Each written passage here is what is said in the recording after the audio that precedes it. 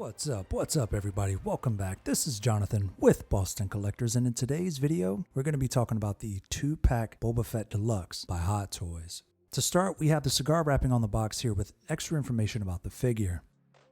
Not only that, but a couple of images of the figure itself as well. This is to give more character to the box outside of that mundane gray and black design.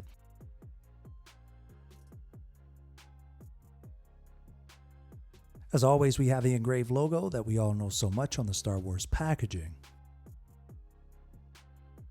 On the front of the cigar wrap, we have another image of the figure, which is a combination of both and an accessory we'll talk about in a bit.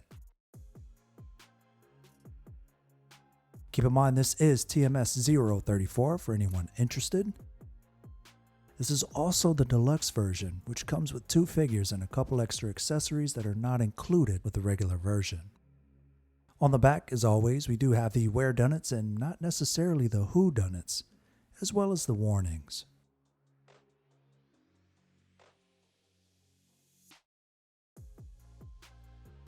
After breaking into the box, we're met with the art print for this figure. Oddly enough, they cut a corner here and they didn't shoot a special image for the deluxe using both figures.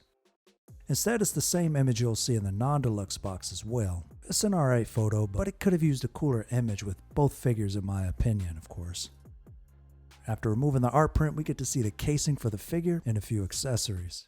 Right away, this is going to be a lot of editing and a lot of fun to play with. If you like what you see so far, don't forget to like and subscribe for future content. And let's get ready to dive into the 2-pack Boba Fett Deluxe.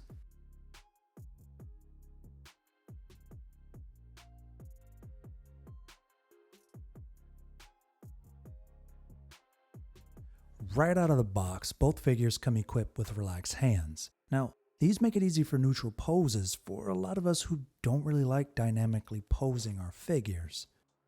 Personally, I'm a fan of these, and it's just great to see them included. Like I said, this is coming equipped on both figures, and they're both slightly different from the other.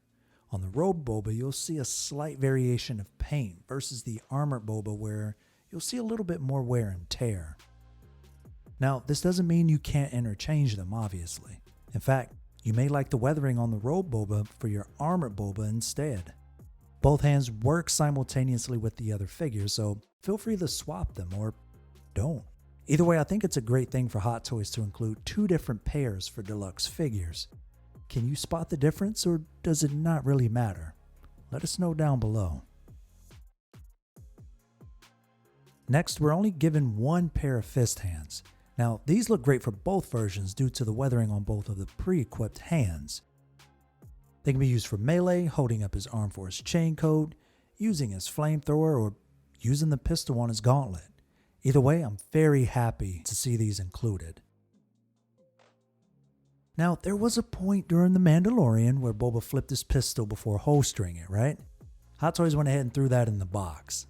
Why not? Equipping the gun on his hand isn't hard at all. Line up the trigger with a finger and simply hang it on. We also have 2 right trigger hands for the cycling rifle and the pistol. Unfortunately, we aren't given a pair. It's kind of strange though, right? Especially since Boba's looking off to the left, yet we only have hands for the... I digress. Both right trigger hands also have different paint variations. Deciding on which hand works best for both figures is totally up to you. Again, I'm just glad to have a pair. Last but not least, we also have a pair of gaffy stick wielding hands. These feel a little bit more realistic versus maybe having an open pair of fist hands to clutch the weapon. Not only are they used for the gaffy stick, you can also use them as a way to hold the cycling rifle as well. Either that or a good old thumbs up to the Tusken homies. Speaking of the gaffy stick, it's very reminiscent of what we received through the recent Hot Toys release of the Tusken Raider. Nothing on this accessory is die-cast nor real wood. However, because of the high quality craftsmanship, it really does look that way. I really like the feel of this weapon, and it really does look nice in the figure's hands. With that, the gaffy sticks come with a very dainty string to wrap around the figure's body, Be very careful looping this around the figure as it might snap. Next up we have the cycling rifle. The detailing in this rifle is nice, but it's hard to say that it's better than the Tusken Raiders. Since we aren't exactly comparing figures, I'll let that one be. I really like the gold accents around the barrel of the weapon as well as the wood grain-like striations on the gun. Overall, the build quality of the weapon is pretty solid. That, and I definitely love the weapon strap that is included. The strap can detach at both ends with a snapping mechanism. This isn't explained in the instructions for whatever reason, but it does exist. We also have 2 pistols included in the box for both figures.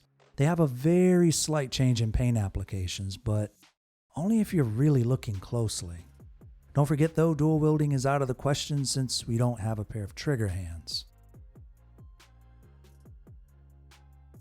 Next up, we have the flamethrower accessory. As always, Hot Toys did a stellar job with this piece. However, I don't like the forced snap into place accessories that possibly destroy the paint job or the figure. I used it once for this segment, but I doubt I'll ever use it again. Like the flamethrower, you also have to snap the whistling birds in place. These look awesome. However, the smaller barrels on the knee pads are delicate and I don't want to break them, so I won't use them again. Also, they went ahead and gave an extra knee pad for the left leg as well. Next up, we also have Boba's jetpack. This piece is highly detailed with moving thrusters, a detachable rocket launcher, and a firing effect included as well. Not only that, welcome to the 21st century with magnets. As mentioned before, the firing effect was included for dynamic posing. This piece is easily attached to the jetpack and the rocket. Next, we have the holographic chain code that is easily inserted into the gauntlet. With the Deluxe, we're given the exclusive Jango Fett hologram as well. Moving on to the rope, for some reason we have a tied tassel, but with that a clamp to hold the rope together. Liking the clamp, not sure about the tassel. Either way, hooded Boba looks awesome. As for the bases, we have 2 for the Boba Deluxe set. However, keep in mind we don't have a graded or a standard base with a Boba nameplate. Why? I have no idea. Like the majority of the other bases, we have a crotch cradler and a flight pole that can be inserted in both bases. It's up to you as a collector which base works for either figure and vice versa. The flight pole was specially designed to fit into both bases without impeding placement. And before we move on, I want to note the base was reused from a previous figure. I own the Luke Skywalker from the prequels, and while the paint applications are different, it's a reused design. Let's take a closer look.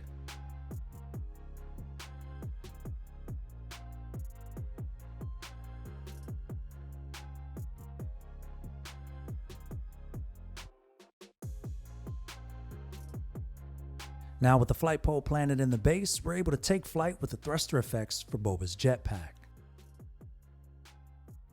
Last but not least, we have the battle damaged Stormtrooper helmet. This piece was given a joint socket to place on another figure. For those of you looking to replicate the awesome fight scene, you'll definitely love this accessory.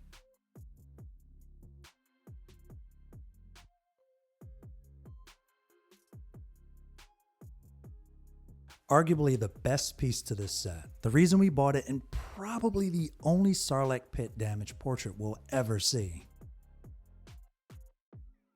I'm lost for words with this one. This portrait is a work of art, and honestly, to have this in 6 scale form, I'm amazed. This is top tier sculpting if I've ever seen it personally. There's so much texture and depth to the scarring, and along with the paint applications, it brings it all to life so flawlessly. I only have one gripe with this portrait, and it sort of makes me feel bad because I don't want to deduct points from it. I don't like that the eyes are set in one direction outside of just being straight on. This would have been beautiful as a DX even. But without getting ahead of myself, it's just the eyes being fixed on the left. You can play around with lighting though, for sure, to make it appear as if he's looking in a different direction. Honestly, as seen here in the B-roll. Regardless, make sure to note just how much detail work went into creating this replica of Temuera Morrison. You can feel the scarring. It almost feels as if there's like a deteriorated ash on the skin as well. In the robe or in the reclaimed armor, this portrait will shine. It's hard to say which body this portrait belongs on because it's really that good.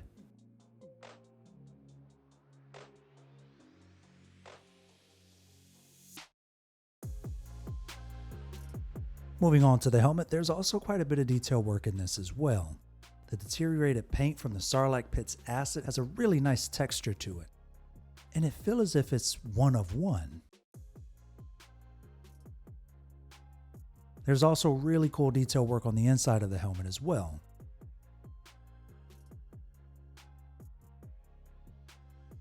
The viewfinder can also articulate to mimic the awesome rocket launch scene that we saw in The Mandalorian. Not to mention, you can swap the helmet onto the robe version if you so choose. The neck piece can swap out and easily fit on the robe Boba to create a different version to your Fett.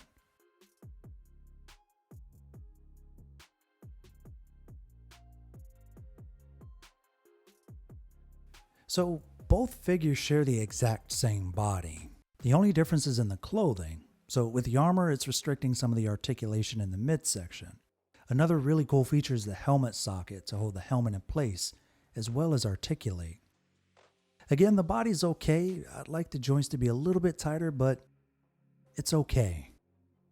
Overall, the posing for both are pretty solid since the fat suit is only in the midsection for that pot belly look.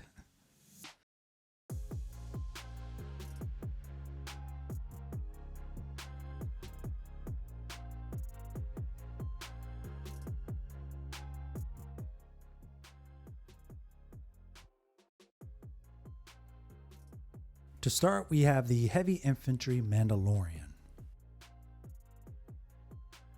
We also went ahead and grabbed the 40th Anniversary Darth Vader. Next up, we have the Tusken Raider from The Mandalorian as well.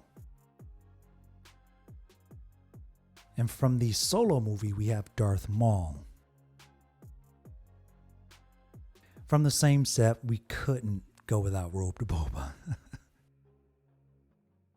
We have the Beskar Mandalorian making an appearance as well. The Death Watch Mandalorian, slightly taller. Next up, we have the Armorer. We've also got Captain Rex. It's a clone, I had to. And last but not least, Luke Skywalker.